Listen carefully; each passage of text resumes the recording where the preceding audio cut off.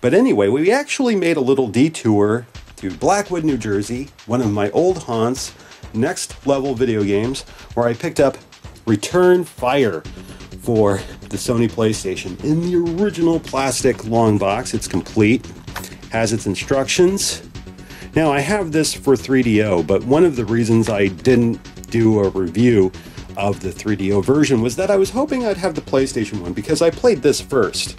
And there are some minor differences worth noting. Also, I would really like to get the Saturn version, which was later released, much later.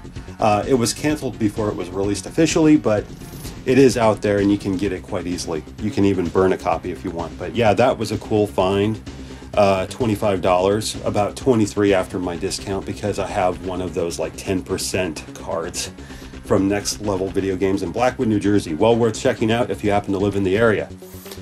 We went to another place. It was in the Amish market. I believe it's called Video Game Palooza or Plaza, something like that, where I found some more gems. Creature Shock for 3DO, the original 3DO. You may remember last time I got Creature Shock for the Saturn, the special edition. So now I'll be able to do a thorough review.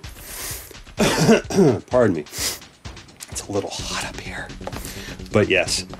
So I'm really excited about that. And look here, it's complete. So I have 3 3DO games that are complete in their original obnoxious box. That's great. Great fun there. Now, this was another one I got from the shop, Alone in the Dark, One-Eyed Jack's Revenge. Now, this is the sequel to Alone in the Dark. I am in the process of getting the very first one on 3DO.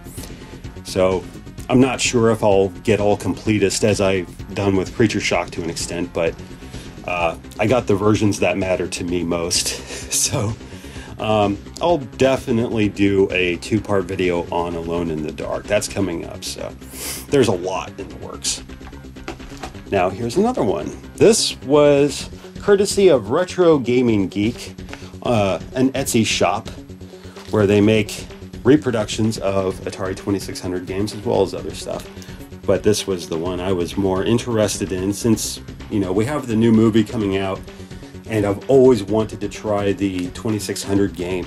It just comes in this little sticker, has the little Atari sticker. I got this one in particular because it looked better than the official release, in my opinion. It's a little paper, so need to get it out. Okay. Alrighty. But I got this one because I imagined if Wizard Video Games had done a proper job, it would have looked like this.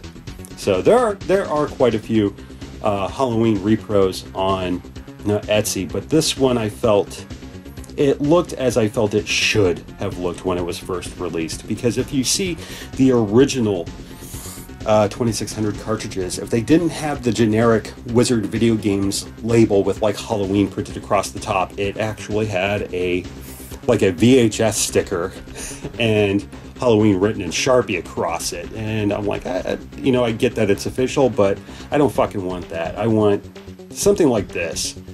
Yeah, it doesn't bother me that it says repro cart and all that bullshit. To me, this looks like a legitimate release. It looks better than the real thing as far as I'm concerned. I'm sure this may upset some purists, but I don't give a shit. Especially now, because I have decided to break from my, excuse the shift in audio, but I've decided to break from my purist standards just a wee bit. Why? Because I want to talk about the 2600 and I don't want to deal with fucking RF. RF looks like dog shit. I realize that's classic, you know, RF is classic, but fuck that. I can't do it. I mean, I could do RF, but you've seen examples of RF in my Atari video, and it's not pleasant. It's not a good picture, and really, it doesn't look as it did when I first played Atari, which is even worse. I mean, oddly enough, composite comes closer to how I remember it than RF. because RF now, for whatever reason, just looks like a garbled mess. Because of that, I decided to send my 2600 to my good friend Patrick, who does a lot of console modifications. I will include his email address in the description, so that way you can get in touch. If you're on Facebook, you can find him on the Console Purist group, where you can chat with him. As far as I'm concerned, he has very, very fair prices, and he does very quick work, and he's also very good about sending pictures and showing you progress, which I especially appreciate. I realize we're buddies, but from what I've gathered from other people that deal with him, he does the same thing. You know, it's good to know work is being done, because here he had gotten this day one and he had already made a composite modification. The next day, once he got the capacitors in, he did it the same day, and he sent me pictures of its progress. He just sent it back to me. So, oh boy, upside down, I sent some shit along just in case he needed it for testing purposes. So I sent him the AC adapter, which, came with a hand tie. That's, I don't think I used anything to bind the cord. He did a better job than I did. Lots of bubble wrap. He's not stingy about that. Oh, and he likes sending weird stickers. This is something he likes to do. Which I appreciate. It's something that he throws in as a little bonus. You should have seen the set from the last box he sent me, which is something I meant to show, but I haven't yet. He actually hooked me up with a Panasonic 3DO controller, which I am most thankful for, because the D-pad is so much better. I went back and played like Phoenix 3 and Return Fire, and the difference is night and day. And wow, he really cleaned this baby up like nice. Now, I didn't do a very good job cleaning it. I gave it a cursory dusting. It was not well done. But here, he went into cracks. It looks shiny. It looks practically brand fucking new. So, wow. Yeah, it's just kind of... I haven't seen a 2600 look this fucking fresh in so long. It's kind of... It kind of takes me aback a little bit. It's like, wow. And there we go. Composite. I can finally do composite. And I believe that's where the old RF cable used to come out. Don't want that anymore. Fuck that shit. But yeah, there I have it. Now I can do proper 2600 videos with a much better video signal than I will have known for a very, very long time for Atari. I am beyond excited, and I cannot thank Patrick enough for doing this. Mind you, he didn't do that friend shit where I got this done for free.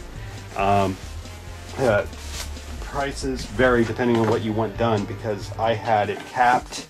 It's been completely recapped, and like one actually, he sent me the picture of how one cap exploded when he went to remove the solder.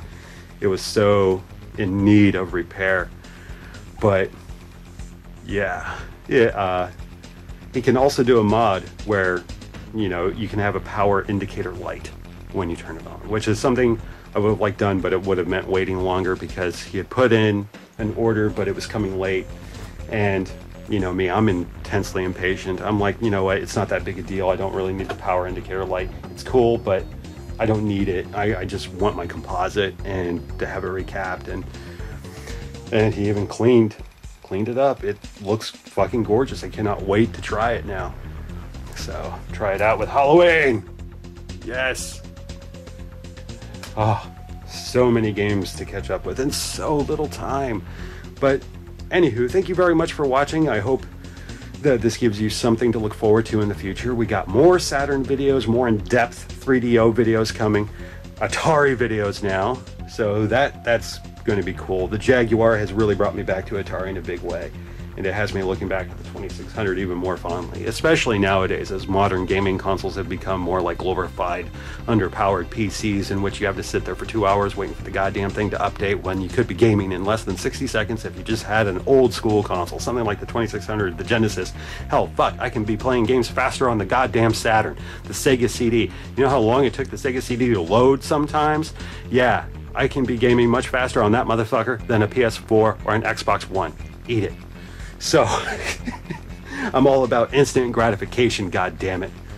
So, but anyway, thank you very much for watching. I hope you have an awesome day. And if you're on the East Coast and you're getting a fuck ton of rain, stop bitching. Rain is awesome. We need rain to live.